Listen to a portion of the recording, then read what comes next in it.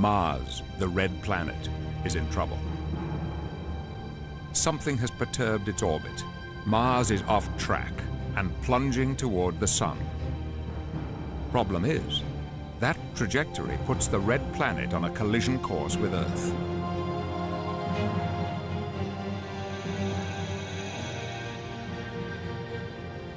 Fiction, maybe, but make no mistake, the odds are that such an impact has already rocked Earth to the core and dealt us the luckiest blow.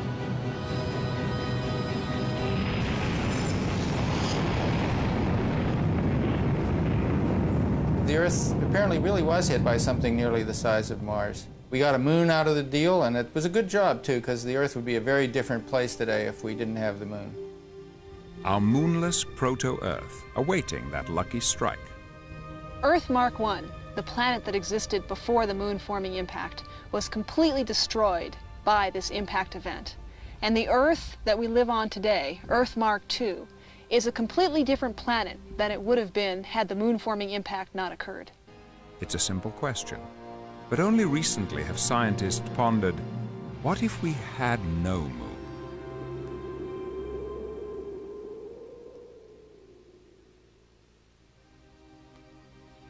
If we had no sun, there'd be no life on Earth. Indeed, there'd be no Earth. But what of our nearest celestial neighbor, the moon? Without it, there'd still be an Earth of sorts, but devoid of land-based life. Pluto is the only other planet with a relatively large single moon, but these tiny remote bodies are icy planetoids and don't really count. Jupiter, largest of the planets, has 16 moons, but like those of the other gas giants, Saturn, Uranus, and Neptune, these moons are comparative dwarfs. Jupiter and its satellites resemble a mini solar system. Mars has 2 diminutive moons, most likely captured asteroids. In certain ways, Venus is Earth's twin, but the similarities don't stretch to a sidekick. Venus is moonless. So too Mercury, barely bigger than our moon and closest planet to the Sun. Within the solar system, only Earth has one big, lucky moon. How come? You don't want a theory that's so evolutionary that it happens to every single planet, because then Mercury should have a big moon, and Venus should have a big moon, and Mars should have a big moon, and they don't. If Moon and Earth form together in the embryonic solar system, like Earth, the Moon should have a big iron core. It doesn't, so the theory is suspect. What about the capture theory? Does Earth take hostage a passing planetoid? No dice. A body as big as the Moon just keeps on going. A third theory has the semi-molten proto-Earth spinning so fast that a lump breaks from the equatorial bulge. But the physics don't add up. As NASA prepares to go to the Moon, scientists seek a more plausible explanation. Harold Urey, the geochemist who was involved in the early planning for the Apollo missions, made some remark that none of the 3 theories work, so the Moon must not be there at all.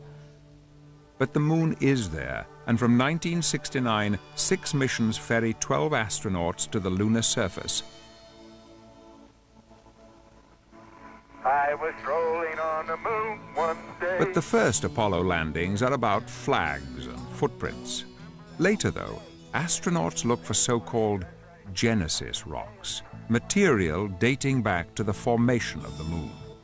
Do they solve the riddle of the origin of the Moon? Altogether, Apollo missions return 840 pounds of moon dirt and rock to Earth. 2, 1, 0. This is the other ignition. What a liftoff. And liftoff. Roger, ignition. As soon as the first Apollo expeditions came back from the Moon, there were a series of annual conferences in Houston to look at the rocks that they brought back and talk about the chemistry and the properties of these rocks. People called them the rock festivals. There was one every year. The results are disappointing. The rocks resemble those in Earth's mantle. They contain no water and little iron. These are no Genesis rocks, and no wonder. Over billions of years, a cosmic bombardment had destroyed the oldest rocks on the lunar surface. To a degree, the hunt for Genesis rocks was a fool's errand. Man walks on the moon, and the origin theorists a little the wiser. A number of scientists got together and started thinking, you know, it's been about 10 years since the end of the Apollo expeditions, and we were supposed to be learning about the origin of the moon and the early history of the moon. Why don't we have an answer yet? By concentrating on rock analysis alone, Hartmann believes his colleagues missed the big picture. Impacts, he's convinced, are the clue. The moon is a stark record of 4.5 billion years of strikes from space. And the moon's taken some mighty whacks, not immediately obvious from the hemisphere that faces Earth. Prior to Apollo, when the hidden lunar face was barely known, Hartmann had tried to map the craters at the edge of the visible hemisphere. In a lab, he and a colleague set up a special globe. We projected the very best photographs on that globe and walked around to the side and discovered a whole new class of features that people had missed. Big concentric scars, which are giant, giant craters, 1,000 kilometers across. And that was one of the links in my own thinking, that the moon had suffered large impacts and that there were very large bodies running around the solar system crashing into the planets at the beginning. And for every impactor on the moon, 25 hit Earth.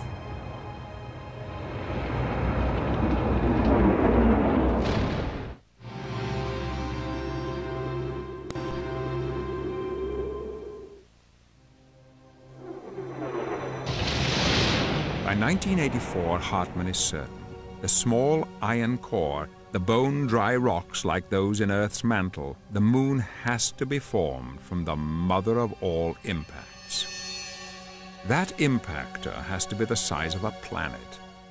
But can worlds collide? From Russia, a new theory of planetary formation suggests they can and do. Our infant solar system is a maelstrom. From a vast primordial cloud, particles clump together. They grow as big as basketballs, aggregating, colliding. Soon they're like mountains. The process takes up to 100 million years.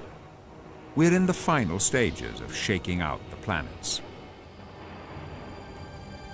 A planetoid blasts the mantle off Mercury. Debris heads for Venus. Beyond is Earth, third rock from the Sun. But next, in the gap before Mars, an extra planet, a rogue stranger called Orpheus. It orbits too close to Earth. On the next approach, cataclysm. It's a very elegant idea, this idea that occasional big collisions affected the planets, because it allows us to explain why one planet has one type of system, another planet has another type of system. And yet, if you back off far enough and look at the planets in gross detail, they are relatively similar. So you get the similarities, but you get these individual quirky differences. Venus, for instance, rotates backwards, the result probably of a great smash. Mars has a similar tilt to Earth, a clue maybe of another great impact. The gas giant Uranus rotates on its side, knocked over by a body the size of Earth.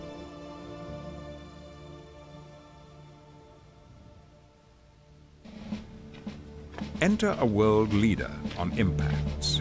Based like Hartmann in Tucson, Arizona, Jay Melosh is skeptical of the Orpheus theory, but he's keen to test it. As scientists, we are very interested in what happens when two planets collide together. But we'll probably never be able to do experiments with actually colliding planets. And so we have to find some other way of getting the information about what happens during a planetary collision. Melosh turns to impact specialists, the military. What we do is the same as the military when they are faced with a problem of determining the effects of above-ground nuclear explosions. We go to a computer code. Across in New Mexico, a chance word with an insider gains Melosh access to a computer at the Sandia National Laboratories. This is a classified computer And so I wasn't allowed to touch the keyboard. My colleague asked me questions about inputs to the problem. And he, for example, asked me, what's the diameter of the target? And I gave him the diameter of the Earth. A few heads came up in the room. Target's the Earth. Then they asked the diameter of the projectile, and I gave them half the Earth's diameter. A few more heads came up around us.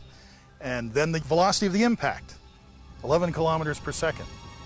Finally, because of the enthusiasm of everybody in the room for this gigantic collision, it was run under highest priority. The results came out. We could see collision of a planet. We could see this massive blast of gas coming out. And it was that kind of simulation that allowed us to go a lot further in understanding what happens in this impact event. So how is it when worlds collide? You've all seen movies of colliding planets and things like Star Wars where planets blow up instantly. That's not the way things really work. Planets are so big, things happen slowly. If you stepped back from the Earth 4.5 billion years ago on that day when the planet Orpheus collided with the Earth, you'd see things happening in apparently slow motion. Orpheus would come in, a body about half the diameter of the Earth, and slowly, slowly smash into the Earth, penetrate it, and clouds of vapor would shoot out, but all over about 20 minutes to half an hour. The collision, in fact, would make a lot of vapor that would squirt out. And vapor doesn't obey the same rules as solid rock does. It expands under internal pressure.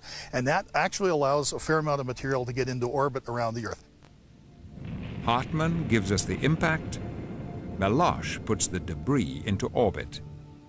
But how does that debris form a moon? It's really sort of a random chance what body collides with what other body to yield the final planets. One of these chance collisions happened to occur at just the right angle with just the right speed to form our moon. And when you view it in that way, the fact that Earth ended up at such a habitable distance from our sun with our large moon seems to be a very fortuitous event. No such luck for Mars. 2 little satellites, one of them destined to hit the planet. An impact smashes an inner moon of Uranus. It leaves the planet with a set of rings and a reconstituted satellite, the moon we know today as Miranda. Saturn and its rings, billions of particles, as small as sand grains, as big as trucks. The rings are probably the remnants of a moon, one that strayed too close and was torn apart by Saturn's pull. Or perhaps the moon was pulverized by an impact. Either way, the rings are too near Saturn to remake a moon. They're within what astronomers call the Roche radius. Outside the limit, moons can form. Inside, material spirals into the planet, the future fate of Saturn's rings. The specific type of impact needed to form a moon as large as our moon is actually fairly unique. Had Orpheus hit head-on, Earth wouldn't have a moon. The angle of impact would throw up a ring of debris, but because it was within the Roche radius, the debris would rain back to Earth. Yet in other cases, we find that after an impact, perhaps we form 2 moons that are actually stable for tens of thousands of years. Canup tries every angle in her Orpheus impact models. A third of her simulations yield 2 small moons, but they're unsustainable partnerships. Alas, 2 moons wouldn't last till today. What a sight that would have been to have 2 moons in the sky, in very close to the Earth.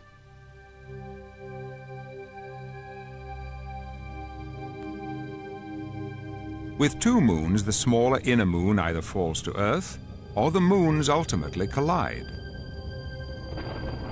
But to produce our moon, Canup takes the most oblique approach. We found that if you made the impact occur at a very off-center angle, so that the impactor almost missed the proto-Earth entirely, that configuration was very good at placing material into orbit. An off-center impact partially destroys the impacting body, which then passes away from the Earth and temporarily recoalesces before coming back in again for a second hit. A double whammy. The entire impact process probably took on the order of a couple days, but it would have been a very bad weekend to be on the Earth. But our prize is the Moon.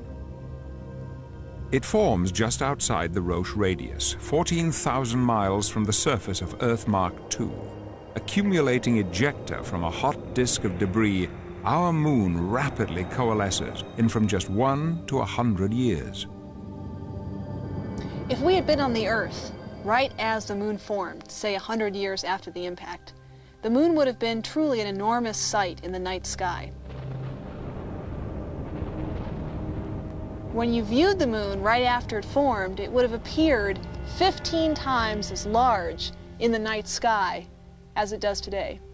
That would have been quite a sight.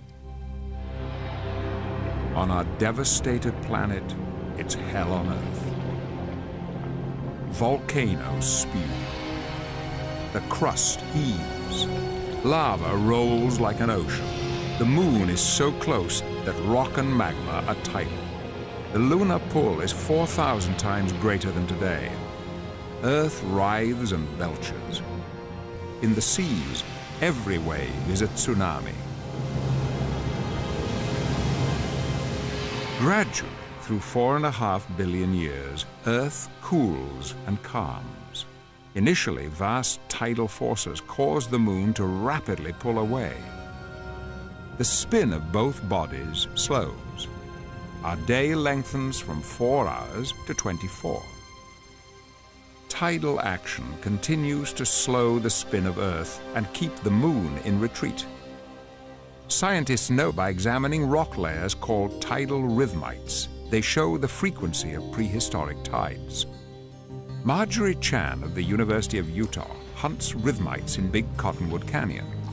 Eons ago, these were layers of sediment left by tides in a river estuary. Some of these tidal rock layers are just paper thin, and it's like each piece of paper is a story or page out of a diary telling what's happened a billion years ago. Chan's findings are rock solid. Primitive tides are more frequent, and the days far shorter. It's amazing that these tidal rhythmites can tell us that a day was only 18 hours long, because we can count some of the tidal rhythms. We can see how many rhythms were in a day, how many days were in a month, how many months were in a year. And we use those calculations to show how the Moon has been moving away from the Earth over time.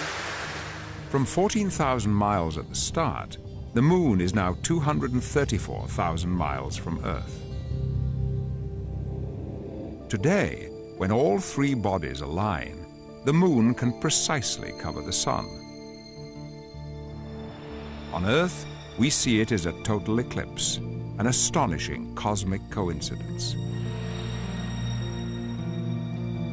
Such eclipses are further evidence that the Moon is receding from Earth.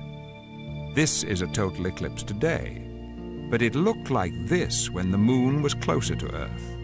In future, when the Moon is further away, a total eclipse will be a thing of the past.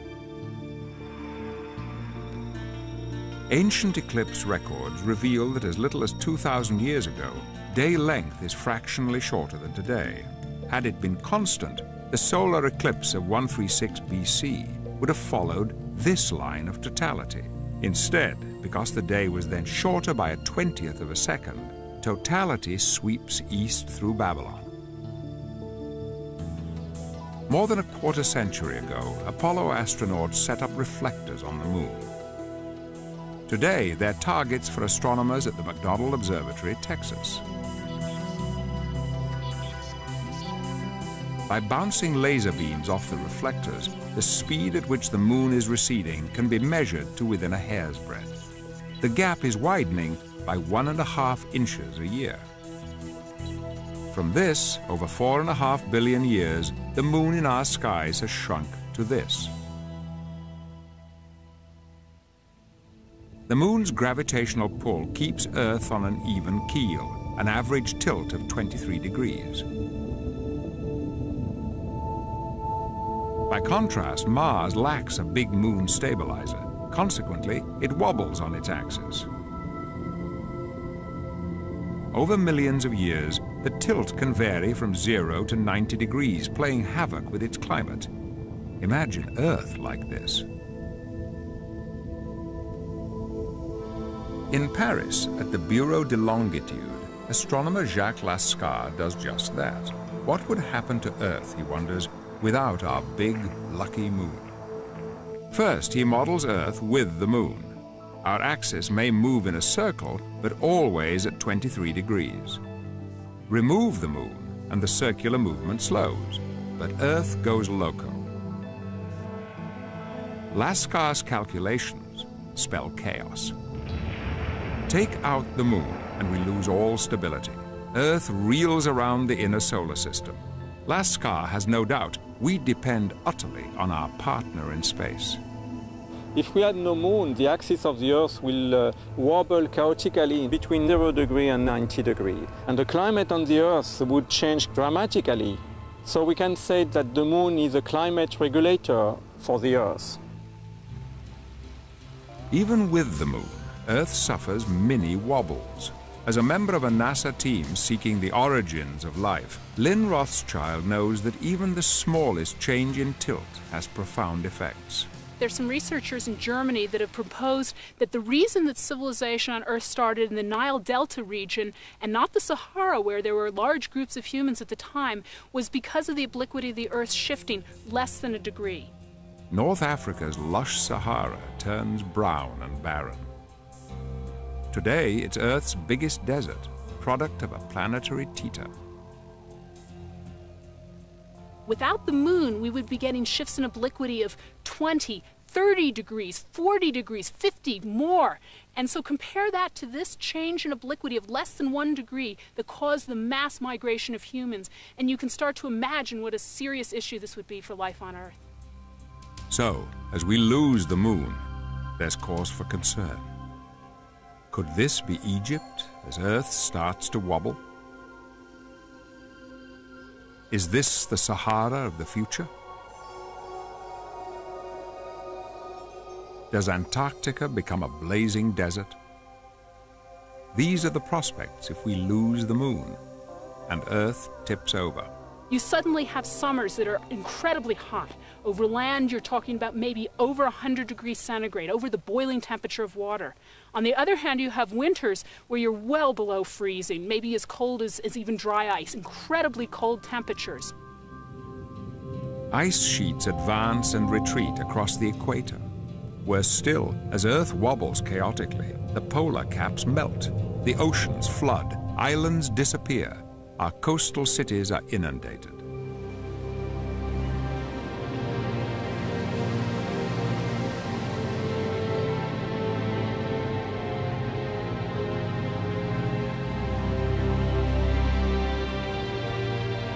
It's a fact. The moon is leaving us. The further it goes, the less it will stabilize our planet, and the slower Earth will rotate. Our day will get longer and longer. One means of slowing the moon's retreat could be dam building, not across rivers, but oceans. It's science fiction, but we have millions of years to develop the technology. We're losing the moon because of tidal friction. Reduce the ebb and flow of our oceans by damming them, and we could slow the rate of the moon's recession. Equally bold is the idea of the late Alexander Abian of Iowa State University. He suggests hijacking a moon from Jupiter and parking it in Earth orbit.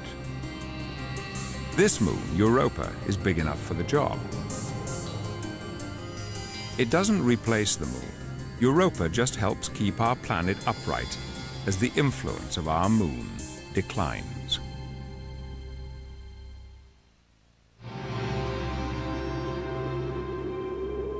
But full moon spells trouble ahead for hospitals, prisons, and the streets of any city.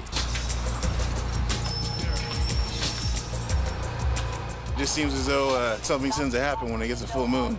You always seem to have some kind of problems. It just seems to be something in the air that gets people excited, sometimes in the wrong way.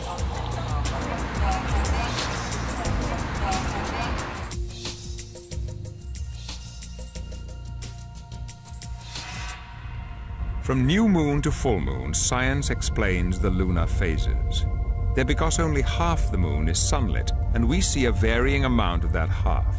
What science doesn't always explain is the effect of these phases on terrestrial life. Why is the practice of certain yoga thought to be dangerous at full moon?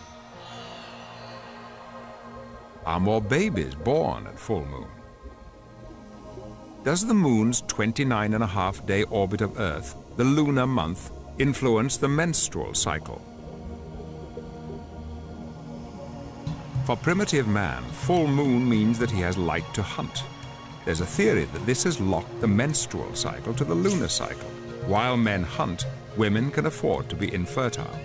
But in the dark days around new moon, when men are at home, women should be fertile for the survival of our species.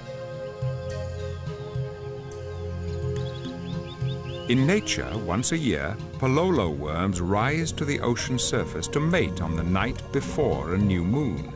Easy pickings for these South Sea islanders. Coral spawns on the Great Barrier Reef.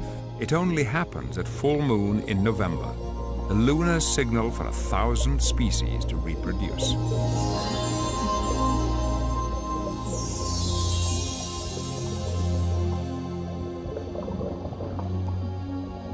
When tides are highest at new moon and full moon, sea turtles come ashore at night to lay their eggs, the safest time to incubate the young. As the moon regulates tides, so tides regulate habits. Only at low tide do these sand-burrowing crabs emerge. On the Galapagos Islands, marine iguanas anticipate low tide by up to 2 hours. It gives them a head start on the way to the feeding grounds they share with fur seals.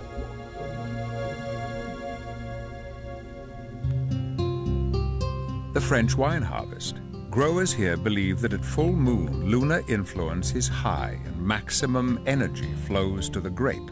So in France, growers like to pick around full moon, and they rack at new moon, when lunar influence, they claim, is lowest, sediment least perturbed, and the wine clearest.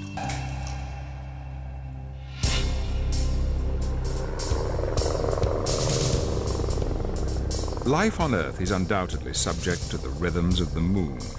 What's now emerging is that the impact that formed the moon may have hastened life itself. Greenland, 1999, and a jaw-dropping discovery. We are flying into camp at this very remote place in West Greenland, and you can only get here by helicopter. And from the camp, we will walk out to the site where we will open Chapter 1 of the history of Earth. 3.8 billion years ago, this rocky outcrop is part of an ocean floor. As a native Inuit, Minnick Rosing is first to tap its secret. So this is the oldest rock on Earth. This is the oldest material you can put your hand on, and if you want to touch something that's older than this, you would have to go to the moon to find it. But moon rock, however old, contains no hint of life.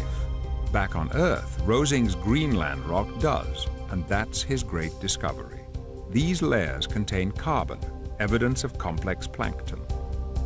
That plankton exists so early predates previous estimates for the start of life by 200 million years, pushing it back closer to the lunar forming impact. That was really a mind-boggling experience because life was not supposed to be on Earth at that time, and if it was, definitely it was not supposed to be in life forms that could have lived in the open oceans. Previously, early life is thought to exist only in extreme environments, feeding off the gases of deeply submerged volcanoes. This man brilliantly explains the Greenland findings. As a member of the National Academy, he advises the US government on science. Norman Sleep believes the moon-forming impact of Orpheus kick-starts life. Earth Mach 1 died when Orpheus hit. This is Earth Mach 2. If we are on Earth Mach 1, we'd be now under 3 kilometers of water. We'd have no oxygen to breathe. Sleep's theory is radical.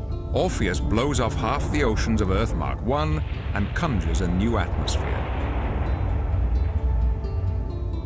quite possibly there's aquatic life on our protoplanet. Earth Mark I isn't short of water. Orpheus may have life too. But that impact takes no hostages. The impact completely restores the Earth to a clean slate. Any life forms that existed on either the Earth or Orpheus, that was the end of them.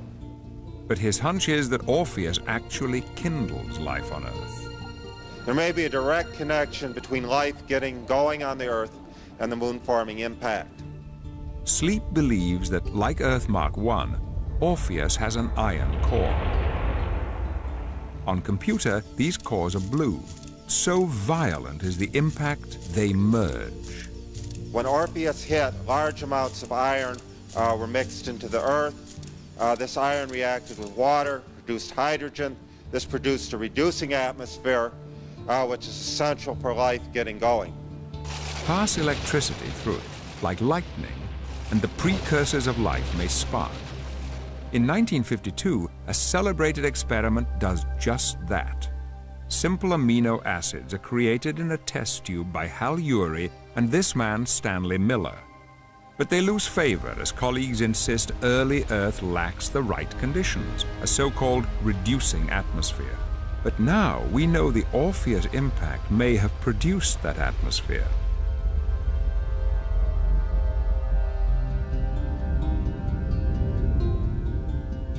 But suppose there is no impact. How does our planet fare? Earth Mark I would just be ocean. You might see a few small pieces of land sticking up, a little bit of Tibet, maybe the top of Hawaii, Mount Everest, but it'd be essentially covered with water. Without the impact, we'd definitely not have humans on the Earth. This documentary might be being made by other life forms, but they'd definitely not be humans. We can only speculate about the creatures that evolve on Earth Mark I. It's really fun to try to figure out what life would be like on the Earth. Would we have intelligent life? If we hadn't had the lunar forming impact, I think life on land would be very different. In fact, there might not be life on land at all. And with no moon to slow our spin, Earth is hostile and frantic. You would have a very fast rotating Earth. With just the sun and no moon, we'd have very fast days, about 3 times as fast as we have today. Sun up, sun down would all come much quicker. Everything that goes on during the day would be much faster. And a grotesque climate. Winds howling at hundreds of miles an hour. Non-stop dust storms. No human could evolve here. So you really have to turn to the aquatic environment and think, well, what in the aquatic environment would be considered intelligent? Octopus and its relatives are all rather intelligent. They can do things like actually build little houses for themselves with their tentacles. They can, to some extent, have feelings. They have eyes that are almost dead ringers for vertebrate eyes. They're absolutely fascinating. And so you sort of have to picture that the cephalopods, the octopus and the squid and so on, are really going to be the geniuses of a moonless Earth. But with the moon, those cephalopods don't evolve to rule Earth Mark II, or even our oceans. Most perish in the impact 65 million years ago that slays the dinosaurs. Mass extinctions occur about once every 100 million years. In the past, the moon could have shielded Earth from such impacts, but statistically the chances are small. To an evolutionary biologist, I don't really care as much about statistics. All I need is one impact that would have affected evolution. And the fascinating thing is that there's no way to prove it. There could have been a time that the moon actually protected us, actually saved us by being at the right place at the right time and intercepting an impact that otherwise would have done severe damage to life on Earth. In other words, caused a mass extinction. The moon may have saved our planet. It's about to become our stepping stone to other planets.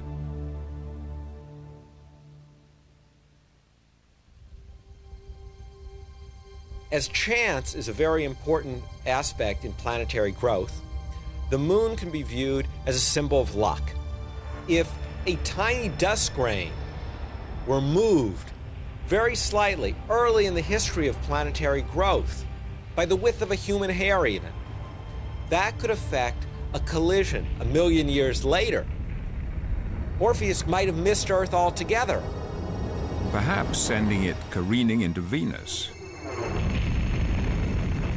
This could produce a system which would be very similar to our terrestrial planet system today, except that Venus would be left with the large moon rather than Earth. Leaving any intelligent life on Earth marooned on Earth. 3, 2, 1, 0, and liftoff of the Lunar Prospector spacecraft on a voyage to rediscover the moon. But since we have the moon, we have the chance to colonize the solar system, and we're on the way again. I've always looked at the moon as a complete world. People tend to forget it is a world. It's a very big place. The surface area of the moon is equal to North and South America combined. But despite a fleet of probes and 6 Apollo landings, our celestial partner remains a relative stranger. Here we are with a complete world that we know virtually nothing about. I make the analogy quite frequently that if you had 6 crews spread over California and they worked 3 days, you'd never found the gold, you'd never found the oil. And you'd never have found the water. Water delivered billions of years ago, it's thought, by comets. Deep in dark craters at the lunar poles, ice may lie preserved. The clue comes in 1998 when Binder's probe, Lunar Prospector, detects hydrogen, a possible sign of water. The amount of water that we're flying over right now is roughly equivalent to that we think is found frozen in the polar regions of the moon using the data from Lunar Prospector. If this is the case, then we are ready for lunar colonization. If water's confirmed, it's worth its weight in gold. We wanted to get people back studying the moon and understanding that this is the future of humanity and it's the beginning of the colonization of the solar system. And I believe the Prospector has done that. And I want to see humanity on the moon, and I want to see humanity spread throughout the solar system, and this is the beginning point. As Lunar Prospector runs low on fuel, Binder has an idea. He targets a crater at the South Pole. Would a deliberate impact splash up the proof of water? Sadly, no. But it was a long shot.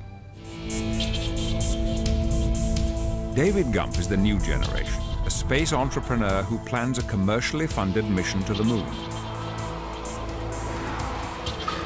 At his base in the Mojave Desert, California, Gump has the prototype of a reusable rocket. From Earth orbit, it's to launch a lander to search for water. There is no actual proof that water is there. So our robot will land at probably the South Pole, near what's called the Peak of Eternal Light, and then go into one of these permanently dark craters at the poles to see if there is ice that could be recovered to make our first space oasis.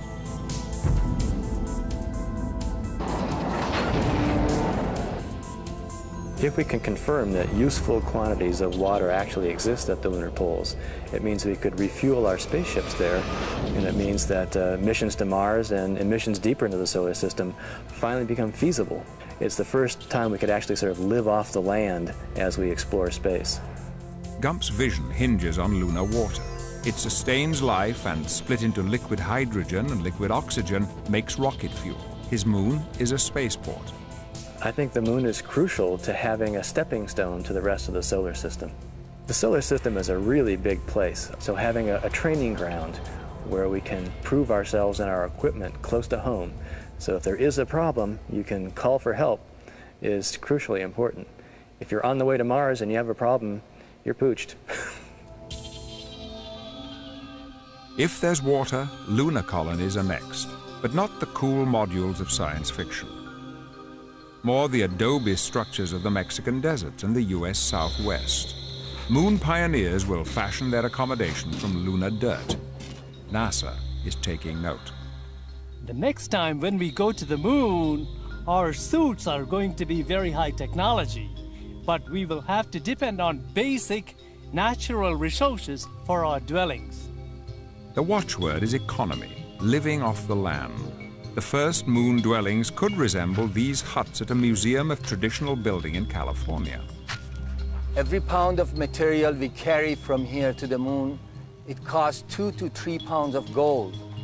Therefore, it's vital to be able to utilize what exists there. Tubes filled with moon dust and stacked in coils. It seems to be ironic that we are going back into history. It really is not going back into history. It's taking the best of what civilization has given us and moving it forward into the future. Like the roller coaster?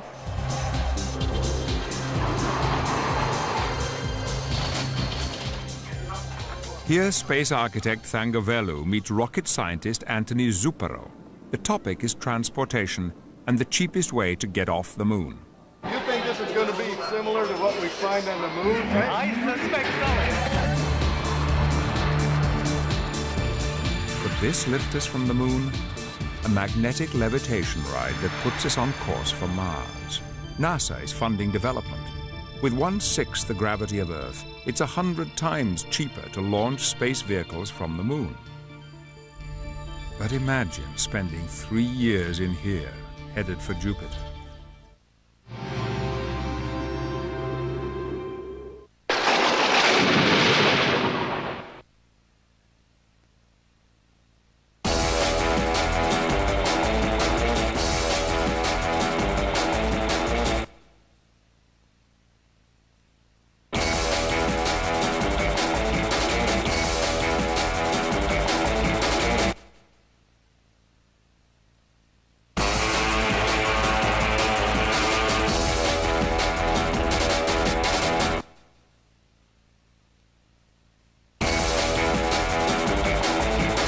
Weer geen promotie gemaakt. De Power Zone, vanavond om 12 uur op Discovery Channel.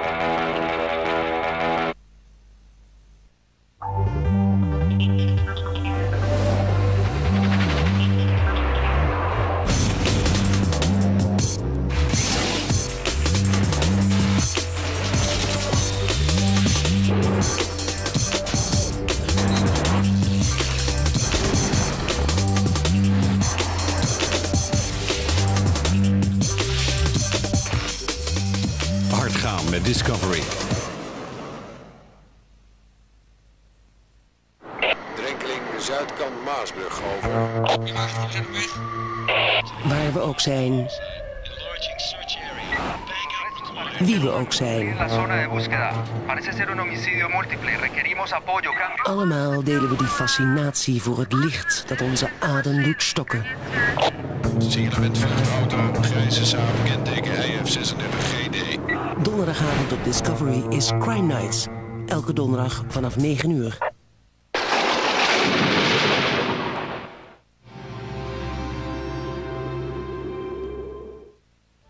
Space is horrible. You have to have some gravity or your immune system doesn't work. Your bones become chalk. You gotta have gravity. The only way to get gravity is to have this big spinning device and you're thrown against the walls. And that's what Zupero plans, a gigantic ring inflated with water ice from the moon. Ice stored at a filling station in lunar orbit. You don't build your spaceship, you inflate it. You have a plastic bag the size of a football stadium that looks like a huge tire, and you inflate the walls with water, and you've got an ice spaceship. The ring spins, and within it the travelers have gravity. Water ice stored in the walls powers a steam rocket. For the return, refueling is on one of the icy moons of Jupiter.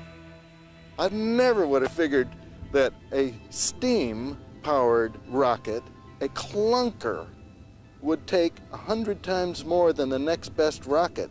And that means that you would take 100 people from here to Jupiter and to all the moons of Jupiter, Ganymede, Callisto, Europa.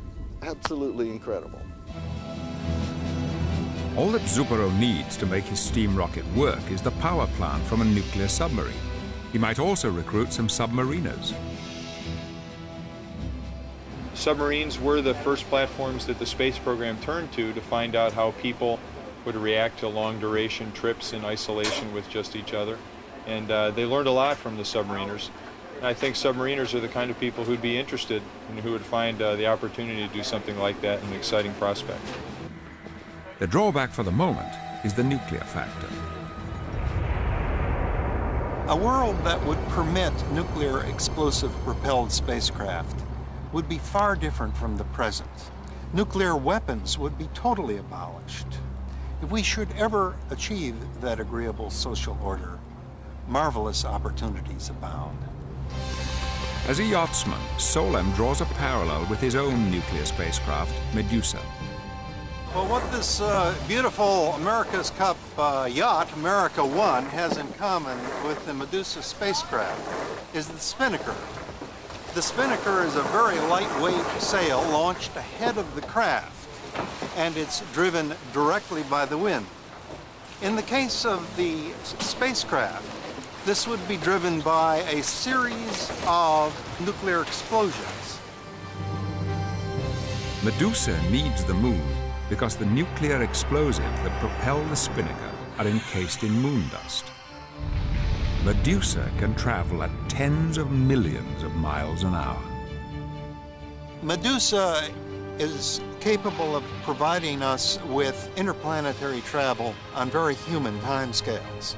It may even take us to the stars.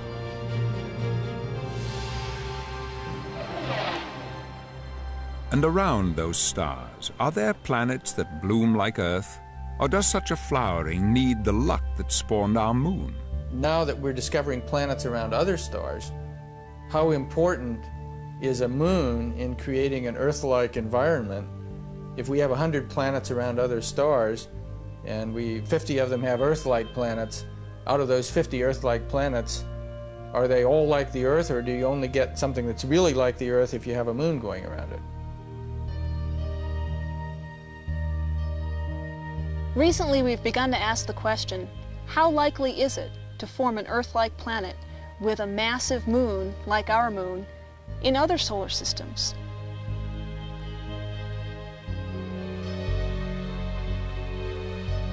These are critical questions because the moon seems to be an important element to habitability and a stable climate on our planet. And so in order to answer the question, how likely are other Earths, we really have to know the answer to the question, how likely are other moons? To date, more than 20 planets are discerned around other stars. None is Earth-like.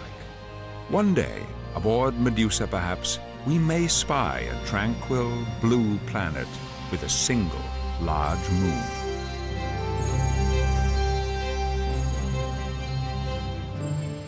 Na de onderbreking zijn we terug op aarde en terug in de geschiedenis. In deel 4 van The Great War, hoe de soldaten aan het front letterlijk kanonnenvoer werden in Slaughter.